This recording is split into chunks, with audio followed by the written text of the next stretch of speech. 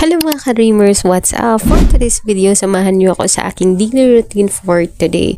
At kung hindi ka pa nakasubscribe sa aking YouTube channel, don't forget to like, shares, and comments, and click the notification bells para updated ka sa aking mga susunod na mga videos. So, ayun na nga po, pagising natin sa umaga, nag-stretching muna tayo.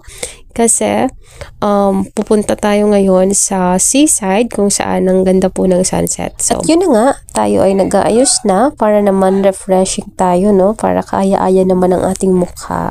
So, nagtali tayo ng buhok, tapos nag-ipit-ipit lang.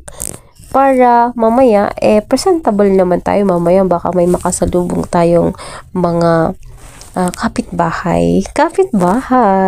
So, ayun na nga po, naglalakad na tayo sa hallway at papunta na tayo sa ating pinakamagandang view. So, ayan po ang aking kitchens and dining area.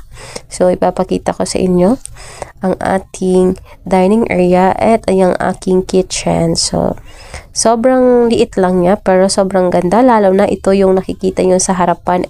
Sobrang ganda ng view talaga, nakaka-refresh, lalo na may dala kang kape, no? Nagiinom ka ng kape habang nakikimuni-muni sa sala. So, ang ganda.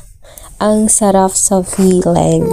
At yun na nga mga langga, dumating na ang araw ng pagmuni-muni, no? Pumunta tayo sa beranda at nag-alantay tayo. No?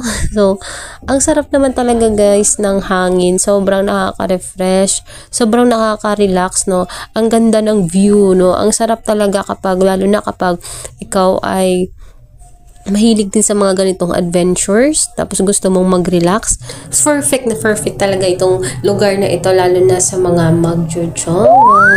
So anyway, no, pumunta tayo sa dalampasigan ng dagat at nagtampisaw dahil sobrang lamig talaga ng tubig, sobra, at na-enjoy ko talaga siya habang naglalakad-lakad tayo sa seaside kasi sobrang sarap talaga sa feeling, lalo na ganito kaganda ang view. Oh my God, hindi mo talaga makakalimutan yung ganitong araw.